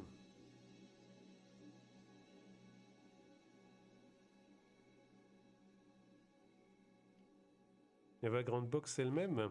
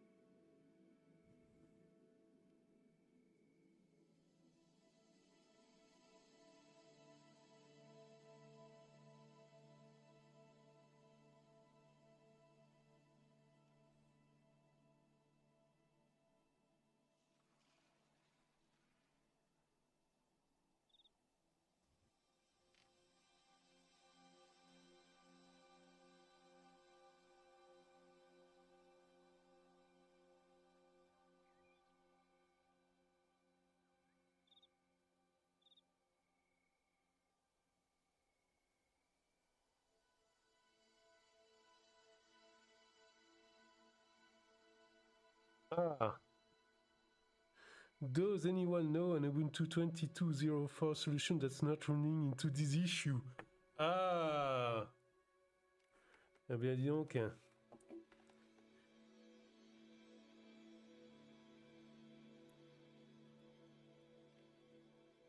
Hmm.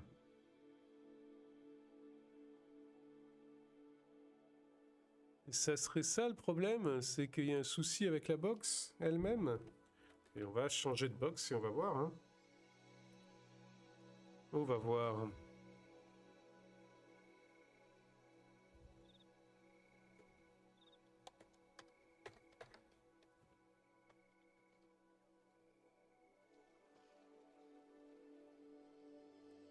On va clean tout ça. Je vais regarder quand même les autres issues éventuelles.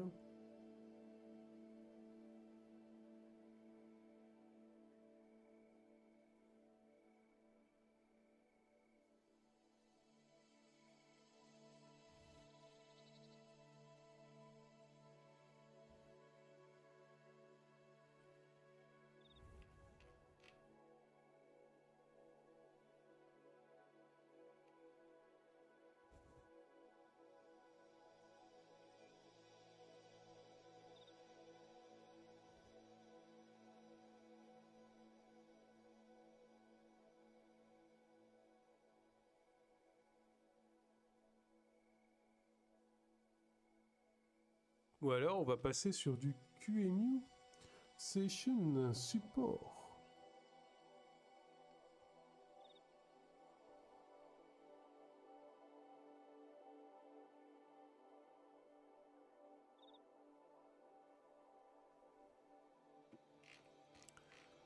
Hmm.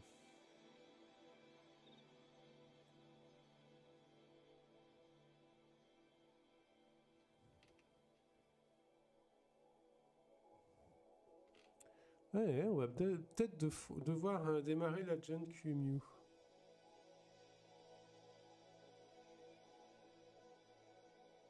Ah.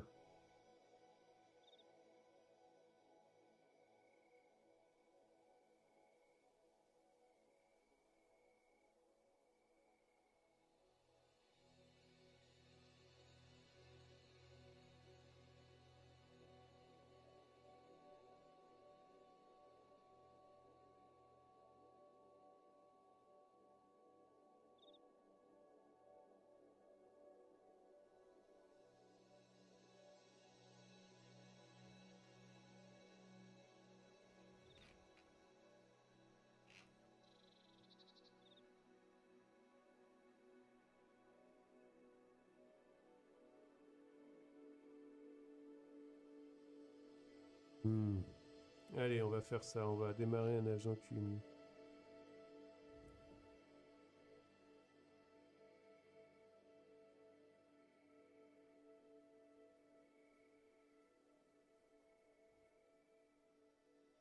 Soyons fous.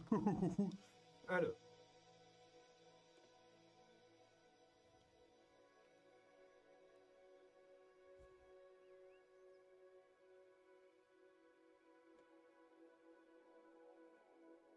C'est au niveau du provider, c'est où qu'on set ça? C'est où qu'on set ça?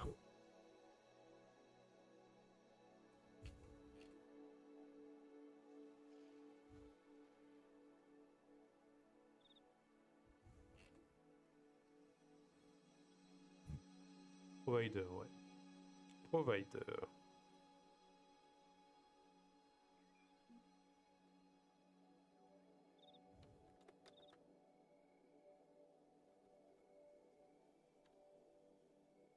Voilà.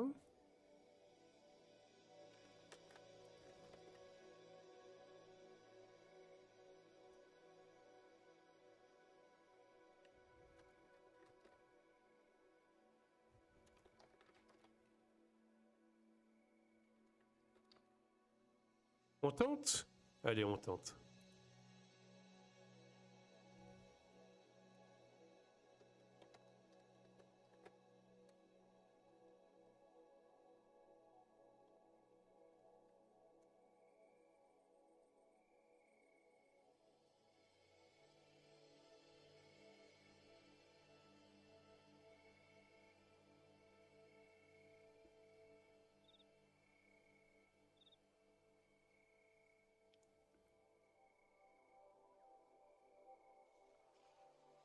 Alors.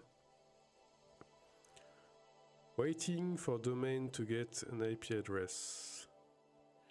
Et c'est passé direct à waiting for machine to boot. 216. 121, 216.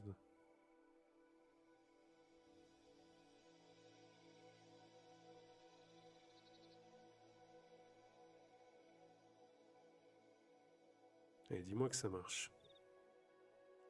Ça marche pas.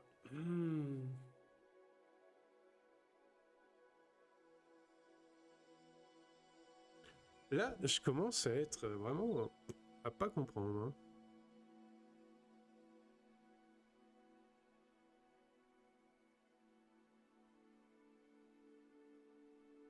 Qu'est-ce qu'il faut?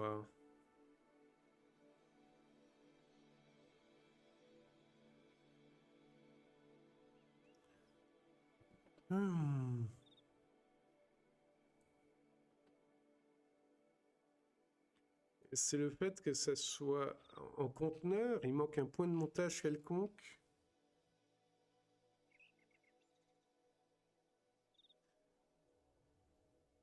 Ah, on va tenter ça. On va enlever les QEMU.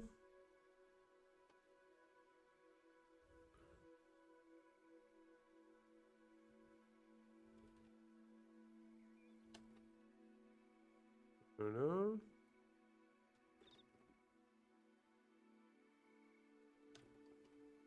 Et on va changer la basebox. Hop.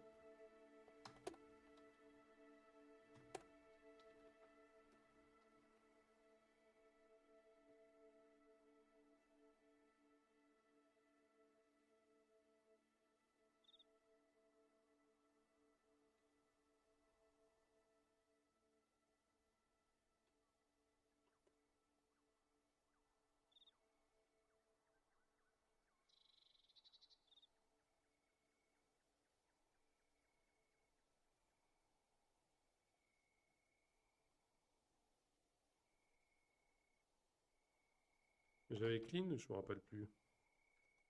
Je ne me rappelle plus.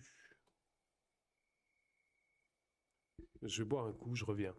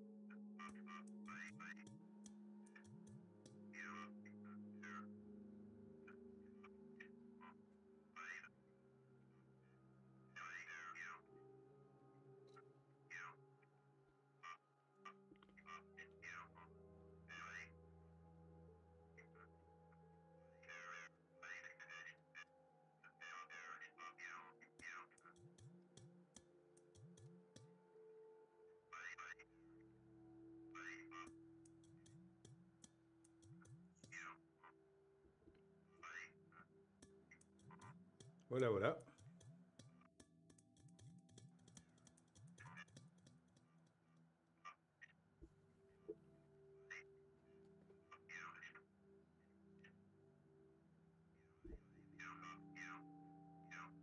Alors, on change de base box, on va voir ce que ça donne.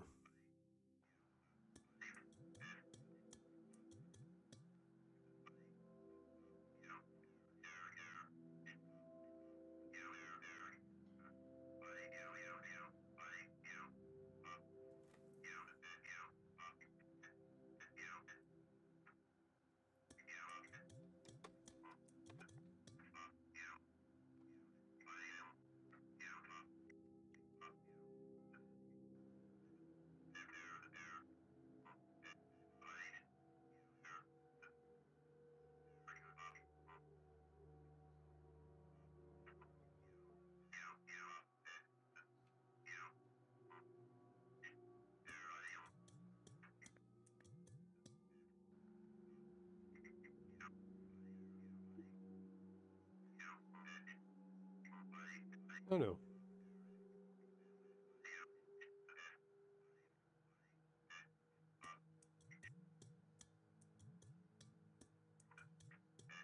« 183. 121, 183.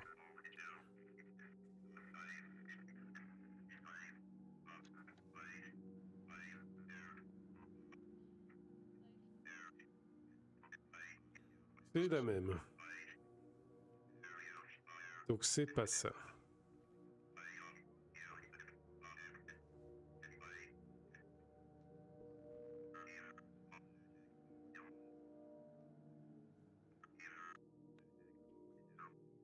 Bon, alors...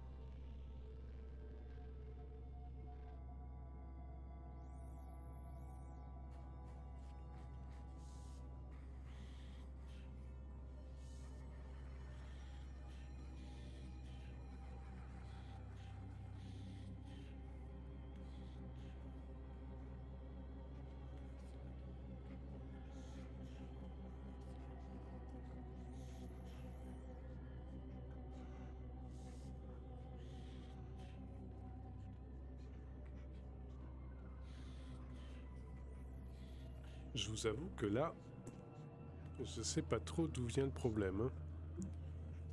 Hein.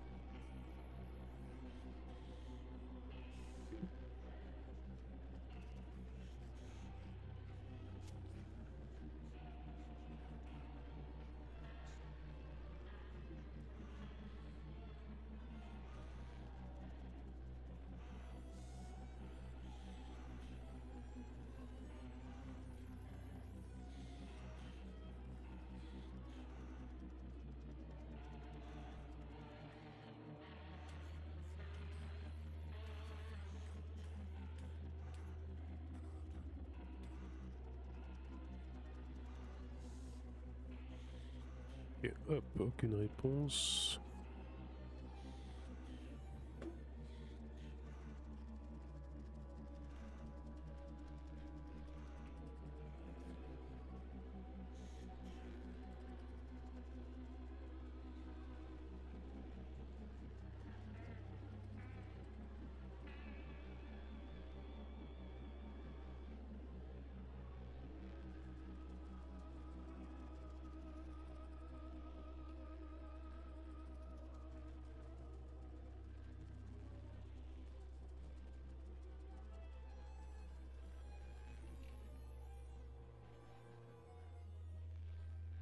Ah, ce que je pourrais faire, c'est effectivement forcer.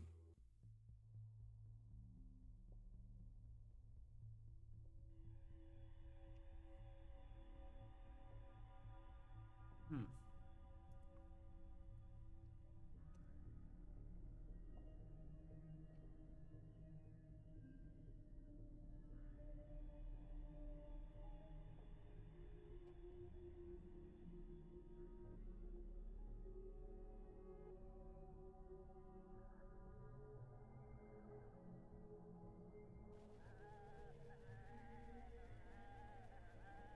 Enlever le DHCP.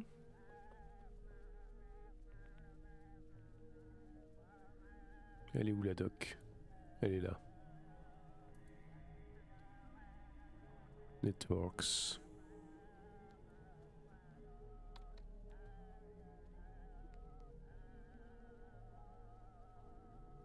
Hop. If the HTTP will offer addresses, ben, ça va être false. Donc là, c'est false. Vu que je les préfixe. Vu que j'ai fixe les adresses.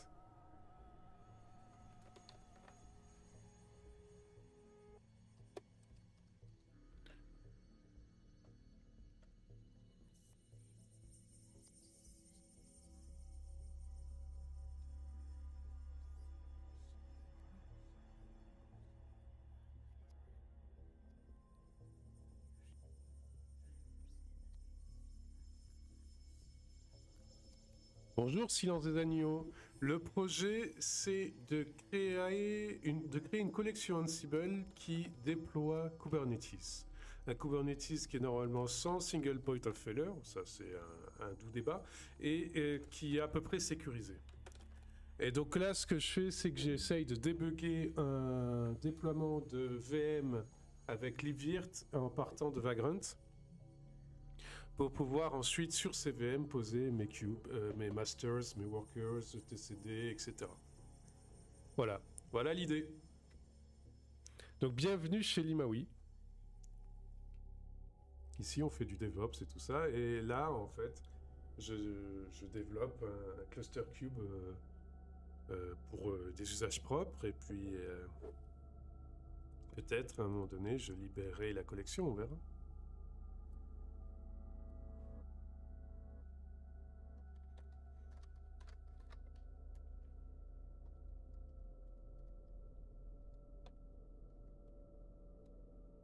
Voilà, voilà. Est-ce que tu t'y connais un peu? Est-ce que ça te parle ce que je viens de te dire, ou t'as rien compris à ce que je viens de prononcer?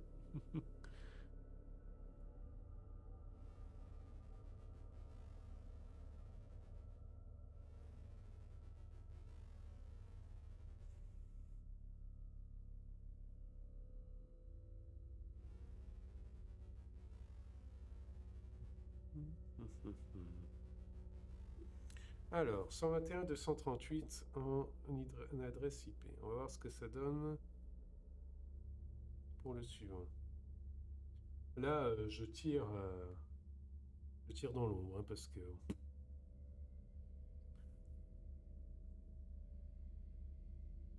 Donc c'est pas ça. De toute façon, il fallait quand même que j'enlève le DHCP, vu que je fixais les IP de mon réseau. Mais pour le management network, qu'est-ce qu'on peut me proposer?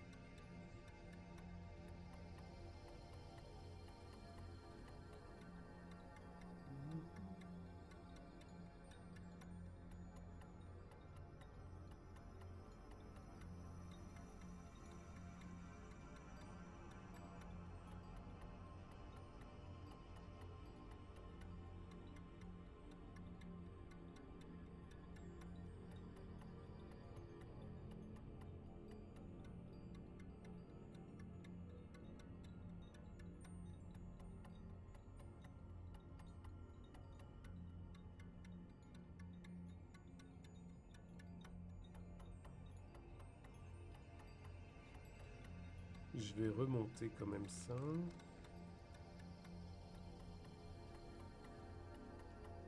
Donc là... Ouais, send closed stream. C'était sûr que ça pouvait pas marcher. Relou. Relou.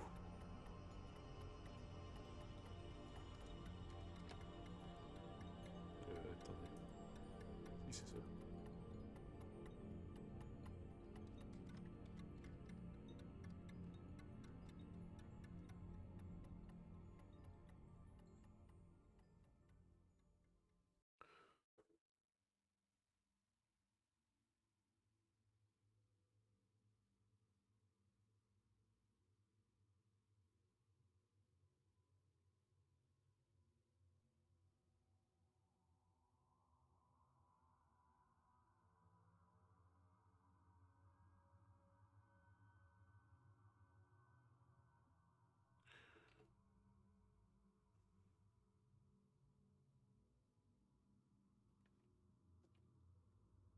Oui, pardon, ça c'était le point de montage.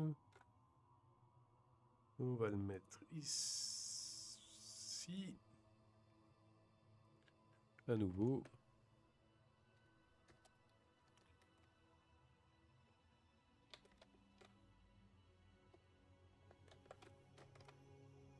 Et voir ce que ça donne. Mais dans le conteneur lui-même, est-ce qu'il y a un DNS mask? Est-ce que j'utilise le conteneur officiel de Vagrant Livirt? Mais est-ce qu'ils ont foutu un DNS mask dedans? Il y a un OpenSSH. Net client, AirSync. Merde, j'ai l'impression qu'il n'y a pas de DNS mask. Ceci expliquerait cela alors.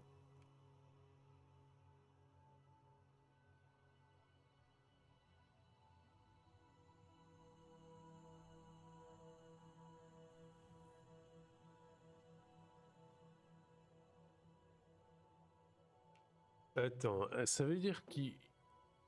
Oh, je vais devoir l'installer... Oh, j'ai pas envie de construire mon conteneur. Oh, mais je vais utiliser celui que j'ai développé. Ouais, je vais pas me prendre la tête. Au lieu de prendre l'officiel, j'ai utilisé celui que j'ai développé. Même s'il est un peu vieux maintenant. Oui, c'est ça que je vais faire.